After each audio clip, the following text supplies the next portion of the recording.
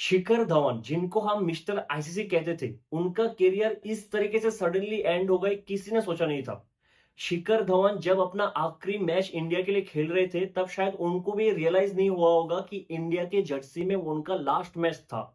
जब 2013 champions trophy में शिखर धवन रोहित शर्मा के साथ पहली बार ओपनिंग करने आया था, तो दोनों को देख के लगा कि सचिन और गंगुली की बात रोहित और धवन इंडिया के best left right opening pair बन सकते थे। हालांकि जो शिखर धवन हर एक आईसीसी टूर्नामेंट पे कंसिस्टेंट था, उनका करियर इतना जल्दी खत्म कैसे हो गया? क्या सच में शिखर धवन की गलती थी या फिर बीसीसीआई की गलती की वजह से धवन का करियर इतना जल्दी खत्म हो गया? अब इस वीडियो में हम शिखर धवन के ओडीआई फॉर्मेट से ड्रॉप होने का रीजन बहुत डिटेल्स में समझेंगे, क्योंकि टी20 और टेस्ट से शिखर धवन का ड्रॉप होना बहुत हद तक जस्टिफाइड था। क्योंकि टी20 में शिखर धवन 15-20 बॉल्स सेट होने में लेता था। ऊपर से शिखर धवन को ऑफसाइड का गेम जितना स्ट्रांग था, उतना स्ट्रांग लेग साइड का गेम नहीं था, और शिखर धवन को आसानी से बड़ा शॉट मारना भी नहीं आता था। तो टी20 में ड्रॉप होना बहुत हद तक जस्टिफाइड था। हालांकि शिखर धवन को टी20 में जिसने पहली बार रिप्लेस किया था, केएल राहुल, उन्होंने हमें 2 टी20 वर्ल्ड कप हराने में कोई भी कसर नहीं छोड़ा था। टेस्ट में शिखर धवन ओवरसीज में बहुत ज्यादा खराब खेलते थे। शायद 30 इनिंग्स में 774 रन, 25 का एवरेज और एक ही शतक है ओवरसीज शिखर धवन का। और ये इंडिया के हर एक टेस्ट बैट्समैन का यही प्रॉब्लम रहा है। चाहे वो मुरली विजय हो, मयंक अग्रवाल हो, केएल राहुल हो, सबको इंडिया में देख के लगता था कि बहुत अच्छा खेलेंगे, लेकिन बाहर जाके उनका परफॉर्मेंस कभी नहीं आया था। तो इन दो फॉर्मेट से शिखर धवन का ड्रॉप होना बहुत हद तक जस्टिफाइड था। अब हम इस वीडियो में शिखर धवन को रोहित शर्मा और विराट कोहली से बिल्कुल भी कंपेयर नहीं करेंगे, क्योंकि धवन का रोहित और विराट से कंपैरिजन बिल्कुल भी नहीं बनता है। जिस लीग पे रोहित और विराट है, उस लीग पे धवन कभी नहीं था। This is the Harsh truth. अब मुझे लगता है कि शिखर धवन के ड्रॉप होने के पीछे बहुत हद तक शुभमन गिल और ईशान किशन का हाथ था। तो अब ईशान किशन का 200 इतना बड़ा था कि वो सारी चीजें छोटी हो जाती हैं उसके आगे। लेकिन पहले हम ये समझते कि शिखर धवन का करियर कहां पे पीक हुआ था। 2004 का अंडर 19 वर्ल्ड कप, शायद तब शिखर धवन कैप्टन था, जहां पे शिखर धवन ने 505 रन बनाया था, 505 रन। लेकिन तब शिखर धवन का इंडिया की टीम में जगह नहीं बना, क्योंकि ऑलरेडी टॉप ऑर्डर में सहवाग थे, सौरव गांगुली थे, सचिन तेंदुलकर था। लेकिन एक चीज बहुत कॉमन था, 2004 अंडर 19 वर्ल्ड कप से लेके शिखर धवन का लास्ट आईसीसी टूर्नामेंट तक शिखर धवन हर एक आईसीसी टूर्नामेंट पे बहुत ज्यादा कंसिस्टेंट था। अब 2010 में फाइनली शिखर धवन का ओडीआई के पे डेब्यू होता है, जहां पे शिखर धवन ऑस्ट्रेलिया के अगेंस्ट 0 पे आउट हो जाता है। उसके बाद 2 साल में शिखर धवन को ज्यादा मौका नहीं मिला है। फाइनली 2013 में शिखर धवन का टेस्ट में डेब्यू होता है मोहाली पे। 4 मैच का सीरीज था ऑस्ट्रेलिया के अगेंस्ट घर पे। पहले 2 मैच पे मुरली विजय और वीरेंद्र सहवाग ओपनर थे। सहवाग का परफॉर्मेंस पहले 2 मैच पे बिल्कुल भी खास नहीं था। थर्ड मैच पे शिखर धवन का डेब्यू होता है टेस्ट में, और वो टेस्ट मुझे अभी भी बहुत क्लियरली याद है, क्योंकि ऑस्ट्रेलिया ने पहले बैटिंग करते हुए शायद 408 रन बनाया था, और ऐसा लग रहा था कि वो मैच एक तो ड्रॉ होगा या फिर इंडिया हार जाएगा। लेकिन जब शिखर धवन बैटिंग करने आता है, जो अटैकिंग बैटिंग शिखर धवन करता है ऑस्ट्रेलिया के अगेंस्ट टेस्ट में, खास करके कवर की तरफ जो एक के बाद एक चौका लगाता है, देख के लगता है कि खिलाड़ी बहुत ज्यादा खास है। वो सेंचुरी शिखर धवन का शायद अभी तक टेस्ट में एक डेब्यूटेंट के द्वारा फास्टेस्ट सेंचुरी था। 174 बॉल्स पे 187 रन बना के 107 के स्ट्राइक रेट पे 2013 में 107 के स्ट्राइक रेट से बैटिंग करके शिखर धवन आउट हुआ था। हालांकि उस डेब्यू के बाद शिखर धवन सीरीज से बाहर हो गया था एक थंब इंजरी की वजह से। उसके बाद 2013 की चैंपियंस ट्रॉफी में शिखर धवन का एंट्री होता है ओडीआई फॉर्मेट पे फिर से, जो शायद शिखर धवन के करियर का सबसे बड़ा हाईलाइट था। उस चैंपियंस ट्रॉफी में शिखर धवन 363 रन बनाता है 72 की एवरेज से, और प्लेयर ऑफ द टूर्नामेंट था। सबसे इंपॉर्टेंट प्लेयर उस सीरीज पे शिखर धवन थे। अब उस चैंपियंस ट्रॉफी के बाद शिखर धवन का फॉर्म कोई भी फॉर्मेट का खास नहीं था। वो हर एक फॉर्मेट से इन एंड आउट थे, लेकिन फिर भी उनको 2015 ओडीआई वर्ल्ड कप में बैक किया गया, और शिखर धवन ने हम सबको सही प्रूव किया। शिखर धवन ने 420 रन बनाया था उस वर्ल्ड कप में, और 2017 की चैंपियंस ट्रॉफी में भी शिखर धवन ने अच्छा खासा बैटिंग किया था। फिर 2019 वाले वर्ल्ड कप में शिखर धवन शायद दूसरा मैच ऑस्ट्रेलिया के अगेंस्ट था, जहां पे शिखर धवन ने सेंचुरी मारा था, जो बेहतरीन सेंचुरी थी। एक थंब इंजरी के साथ वो सेंचुरी आया था, लेकिन उस सेंचुरी के बाद, उस मैच के बाद शिखर धवन उस ओडीआई वर्ल्ड कप से भी ड्रॉप हो चुका था, थंब फ्रैक्चर की वजह से। और मुझे अभी भी याद है वो इंडिया के लिए बहुत बड़ा सेटबैक था। कोई भी ऐसा इंडियन क्रिकेट फैन नहीं हुआ जिनका कॉन्फिडेंस शटर नहीं हुआ था धवन की इंजरी की वजह से।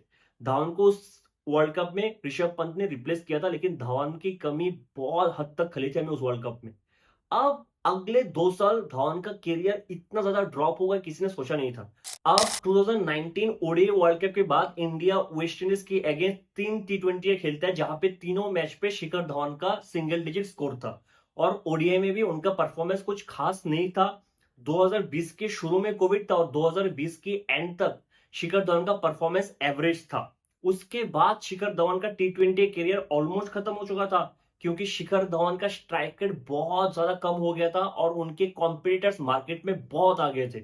शुभमन गिल, पृथ्वी शॉ, ईशान किशन, मयंक अग्रवाल, केएल राहुल सब आ गए थे। उसके बाद एक सीरीज होता है जुलाई 2021 में, जहां पे शिखर धवन को एज ए कैप्टन श्रीलंका भेजा जाता है एक यंग टीम के साथ। जहां पे पहले शिखर धवन ओडीआई में 86 बनाया था, सेकंड मैच पे 29 और थर्ड मैच पे 43 का एवरेज, जो अच्छा खासा परफॉर्मेंस था उनका उधर। उसके बाद 3 T20 होता है जहां पे शिखर धवन 46 बनाता है 36 बॉल पे, 40 बनाता है 42 बॉल पे और एक मैच पे डक। 86 रन बनाया था शिखर धवन ने सिर्फ 110 के स्ट्राइक रेट से। उसके बाद शिखर धवन का 2021 का वर्ल्ड कप से जगह बिल्कुल चला गया।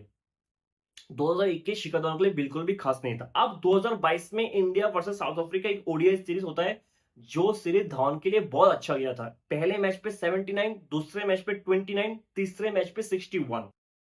2022 के जुलाई जनवरी तक शिखर धवन के लिए सब कुछ सही चल रहा था। अब 2022 के जुलाई पे एक सीरीज हुआ था इंग्लैंड में, इंग्लैंड के अगेंस्ट, जहां पे शिखर धवन बहुत खराब खेला था।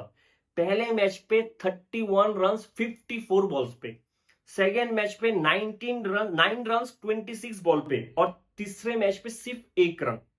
अब 2022 के एंड पे इंडिया वर्सेस जिम्बाब्वे एक सीरीज होता है जिम्बाब्वे पे, जहां पे सरप्राइजिंगली केएल राहुल कैप्टन था। इसके पहले वाले सीरीज पे शिखर धवन कैप्टन थे।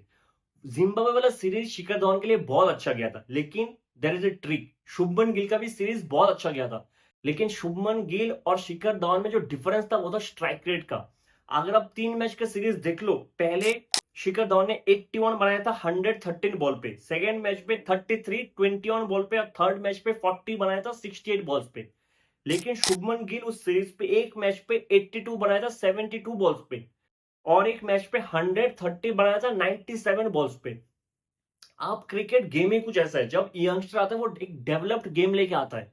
शुभमन गिल के पास कंसिस्टेंसी भी था और स्ट्राइक रेट भी था।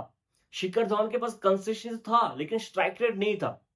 तो इधर नेक्स्ट सीरीज होता है साउथ अफ्रीका के खिलाफ, जहां पे शिखर धवन 16 गेंदों पे 4 बनाता है, एक मैच पे 13 गेंदों पे 20 बनाता है। उधर ईशान किशन 93 बनाता है 84 बॉल्स पे। फिर एक न्यूजीलैंड के साथ ओडीआई सीरीज था, जहां पे भी धवन को ओडीआई परफॉर्मेंस बहुत ज्यादा खास नहीं था। फिर आता है शिखर धवन के लाइफ का सबसे important series India store of Bangladesh, दिसंबर 2022।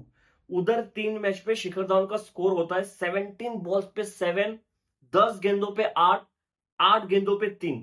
जिस मैच पे ईशान किशन ने 131 बॉल्स पे 210 बनाया था, 131 बॉल्स पे 210। अगर आप शिखर धवन के लास्ट 10 ओडीआई इनिंग्स देखो तो वो है 3, 8, 7, 28, 3, 72, 8, 13, 4, 40, 186 runs with an average of 19 and a strike rate of 65। Shikhar Dhawan का कैरियर एवरेज 45 के आसपास है, स्ट्राइक रेट शायद 90 के ऊपर है। लेकिन लास्ट 10 ओडीआई इनिंग्स पे शिखर धवन का एवरेज गिर चुका था 19 पे और स्ट्राइक रेट गिर चुका था 65 पे। अगर आप 2022 का पूरा साल देखो, उधर शिखर धवन ने 22 मैचेस खेला है, 688 रन, उसमें शिखर धवन का एवरेज है 35, जो कैरियर एवरेज से 10 रन कम है। 35 के एवरेज और स्ट्राइक रेट बहुत गिर गया था 75। उधर सेम टाइम पे शुभमन गिल का एवरेज था 60 और स्ट्राइक रेट था 100 के ऊपर। ईशान किशन का भी एवरेज था 40 के ऊपर और स्ट्राइक रेट था 100 के ऊपर। तो जो इंडिया का माइंडसेट बन रहा था तब कि ओडीआई में भी हमें एग्रेसिव क्रिकेट खेलना है, क्योंकि नेक्स्ट जो ओडीआई वर्ल्ड कप था वो 6-7 महीने बाद ही होने वाला था। तो रोहित शर्मा और राहुल द्रविड़ ने सोचा होगा कि हमें aggressive cricket ODI world cup में भी खेलना है। और शुभमन गिल तब तक शायद न्यूजीलैंड के खिलाफ 200 बना चुका था, 3 मैच के सीरीज पे 2 सेंचुरी आए थे, एक में 200 बना चुका था। ईशान किशन 200 बना चुके थे। तो इन दोनों का जो स्ट्राइक रेट का गेम था वो शिखर धवन को पीछे छोड़ के गया था। क्रिकेट में यही होता है। अगर आप देखो कि वीरेंद्र सहवाग, युवराज सिंह, हरभजन सिंह, गौतम गंभीर, इनका भी करियर सडनली एंड हुआ है। शायद किसी को आइडिया नहीं था कि इतना जल्दी इनका करियर एंड हो जाएगा। जो सहवाग का 2011 का ओडीआई वर्ल्ड कप में परफॉर्मेंस था, ऐसा देख के लग नहीं रहा था कि इतना जल्दी करियर खत्म हो जाएगा। शिखर धवन को भी आप अगर 2019 ओडीआई वर्ल्ड कप पे देखो, तो ऐसा लग नहीं रहा था कि अगले 2-3 साल में उनका करियर खत्म हो जाएगा। लेकिन जो हमारे 2 यंगस्टर्स थे, शुभमन गिल और ईशान किशन, उन्होंने बेटर क्रिकेट लेके आए थे इन दोनों। हालांकि शुभमन गिल और ईशान किशन अभी तक बड़े स्टेज पे कुछ खास किया नहीं है, लेकिन जो माइंडसेट शायद रोहित शर्मा और राहुल द्रविड़ सोच के गए थे कि वर्ल्ड कप में हम एक एग्रेसिव क्रिकेट खेलेंगे, उस एग्रेसिव क्रिकेट के माइंडसेट पे शिखर धवन फिट नहीं बैठता। और पूरा साल 2022 शिखर धवन का अच्छा नहीं गया था, जहां पे शुभमन गिल का करियर बहुत ज्यादा पीक हो रहा था। तो उधर शिखर धवन को अपना जगह खोना पड़ा शुभमन गिल की वजह से। ईशान किशन का एक और भी फैक्टर है कि वो बस सिर्फ ओपनर नहीं है, वो मिडिल ऑर्डर पे भी बैटिंग कर सकता है, वो बैकअप विकेट कीपर भी है। तो ईशान किशन बहुत चीज आपको प्रोवाइड करता है जो शिखर धवन प्रोवाइड नहीं करता। इन सब चीजों की वजह से शिखर धवन का ओडीआई करियर भी खत्म हो चुका है। हालांकि शिखर धवन तब भी सबके फेवरेट है, आज भी सबके फेवरेट्स है। मैंने कभी भी किसी को ये बोलते हुए नहीं देखा कि उनको शिखर धवन पसंद नहीं। शिखर धवन सबको पसंद है। हालांकि अगर Rohit Sharma as a captain Shikhar Dhawan को थोड़ा बहुत बैक कर लेते, ये सोच के कि ओडीआई वर्ल्ड कप इंडिया में होने वाला है, तो शायद शिखर धवन आज भी खेल रहे होते, क्योंकि आईसीसी टूर्नामेंट्स पर उन्होंने कभी भी हमें डिसअपॉइंट नहीं किया। मिलते हैं अगली वीडियो में, तब तक के लिए जय हिंद।